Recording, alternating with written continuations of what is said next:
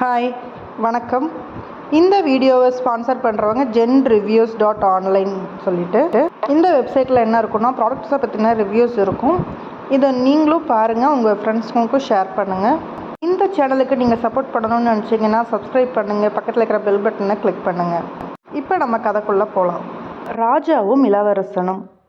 அந்த நாட்டின் அரசர் மிகச்சிறந்த வீரர், எதிரிகளுக்கு சிங்கம் போன்றவர். அதனால் அண்டை நாட்டு மன்னர்கள் அவரிடம் எப்போதும் வாலாட்டுவது இல்லை. நாட்டு மக்களுக்கு எல்லா நல்ல விஷயங்களையும் செய்வது, மிகச்சிறந்த அரசர் என்ற பெயரையும் பெற்றவர். அவருக்கு ஒரே மகன். அவன் அழகான முகமுடையவன். ஆனால் அவனது முதுகோ கூன். எப்போதும் குனிந்தே நடந்து திரிந்தான். அவனை நினைத்து அரசருக்கு மிகுந்த கவலை. வருங்காலத்தில் நாட்டை ஆளப்போகும் தன் ஒரே மகன் இப்படி இருக்கிறானே என்று வருந்தினார். புகழ்பெற்ற பல மருத்துவர்களை வரவழைத்து இளவரசனுக்கு சிகிச்சை செய்தார். ஆனால் எந்த பயனும் இல்லை. இறுதியாக வயதான ஒரு மருத்துவர் பற்றி கேள்விப்பட்ட அரசர் அவரை வரவைத்து ஆலோசனை கேட்டார். உங்கள் மகனுக்கு மருந்து அவரிடமே இருக்கிறது. இளவரசன் கம்பீரமாக நிமிர்ந்து நடந்து செல்வது போல ஓவியம் ஒன்றை வரைவதற்கு ஏற்பாடு செய்யுங்கள். அந்த ஓவியத்தை இளவரசரின் அறையில் வையுங்கள். அந்த ஓவியம் அடிக்கடி அவர் கண்களில் தென்படட்டும் என்றார் மருத்துவர். அதன்படி இளவரசனின் ஆளுயர ஓவியம் வரையப்பட்டது.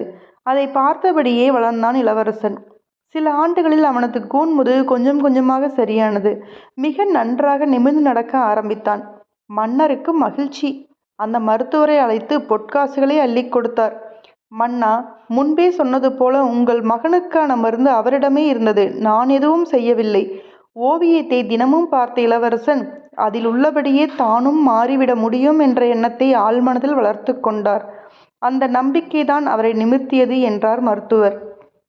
மகேந்திரபுரி நாட்டை மகேந்திரன் ஆண்டு வந்தார். அவருக்கு பூரணி என்ற மகள் இருந்தாள். அழகிலும் அறிவிலும் சிறந்த தன் மகளுக்கு சிறந்த கணவனை தேர்வு செய்ய விரும்பினார். மற்ற நாட்டு இளவரசர்களுக்கு சுயம்பரம் அழைப்பு விடுத்தார். அதில் தாராபுரம் இளவரசர் செண்பகராமனும் கலந்து கொண்டான். சுயம்வர போட்டிகள் மொத்தம் 2. முதல் போட்டியாக ஒரு தட்டில் கடுகும் கருப்பு எள்ளும் கலந்து வைக்கப்பட்டது. அதனை தொடாமல் பிரித்து ஏதேனும் ஒன்றை எடுத்து வர வேண்டும். இதை கேட்ட பலரும் பின்வாங்கினர். செண்பகராமன் மட்டுமே முன்வந்தான். அரங்கத்திற்கு வெளியே எறும்பு புற்றின் அருகே எள்ளும் கடுகும் கலந்த தட்டை எடுத்தான். அதை கீழே வைத்தான். எறும்புகள் எள்ளை மட்டும் எடுத்துக்கொண்டன. மீதி இருந்த கடுகை காண்பித்து வெற்றி பெற்றான். 2வது போட்டி ஒரு கேள்வி. இங்குள்ள அனைவரையும் எவ்வாறு திருப்தியடை செய்வாய் என்று கேட்டார் மன்னர். பலரும் பலவிதமான பதில்களை சொன்னார்கள். செண்பகராமன் சிறிது யோசித்தான். அனைவருக்கும் சுவையான தரமான உணர்வுகளை தயார் செய்து அளிப்பேன் என்றான். நீ கூறிய பதில் மிகச் சரியானது. உணவு விஷயத்தில் மட்டுமே மனிதன் போதும் என திருப்தி அடைவான். விருந்து என்பது பசியை போக்குவதுடன் நட்பையும் வளர்க்கும். ஓர் அரசன் குடிமக்களின் பசியை போக்கவும் அண்டை நாட்டுடன் நட்பாக இருக்கவும் தெரிந்து வைத்திருக்க வேண்டும் என்றார் மன்னர். செண்பகராமன் சுயம்பரத்தில் வெற்றி பெற்றான். இளவரசி பூரணிக்கும் செண்பகராமனுக்கும் திருமணம் நடைபெற்றது. இதில் இருக்கிற கருத்தை நீங்கள் நல்லா எடுத்துக்கிட்டு அதில் உங்களுக்கு எது உங்கள் லைஃபுக்கு என்ன எப்படி யூஸ்ஃபுல்லாக இருக்குமோ அந்த மாதிரி நீங்கள் யூஸ் பண்ணிக்கங்க. இப்போ எக்ஸாம்பிளுக்கு நான் ஏதாவது அச்சீவ் பண்ணணும் அப்படின்னா அதை ஸ்டிக்கராகவோ இல்லை படமாகவோ வீட்டில் ஒட்டி வச்சு அதை பார்த்துக்கிட்டே இருக்கும்போது நமக்கு அது அச்சீவ் ஆகுது. எப்படி அப்படின்னா நம்ம ஜஸ்ட்டு பார்க்க தான் செய்கிறோம். அந்த பார்க்குறப்ப கண்ணு மூலிமா மூளைக்கு போய் அது பதிவாயிடுது. அது நம்ம பார்க்குறதுலேயே அது அப்சர்வ் ஆகிடுது. அது மூலிமா நம்மளோட அச்சீவ்மெண்ட்டை நம்ம அடைய முடியும். இந்த மாதிரி உங்களுக்கு எது விருப்பமான இருக்கோ அதை நீங்கள் வீட்டில் படமாகவோ பக்கத்துலேயோ நீங்கள் உங்கள் எப்பயுமே கூடயே நீங்கள் வச்சுக்கலாம். அது உங்களுக்கு என்றைக்கும் ஒரு நாள் யூஸ்ஃபுல்லாக இருக்கும். அதுக்கு காலம் எடுத்துக்கலாம், இல்லை சீக்கிரமாகவே நடக்கலாம்.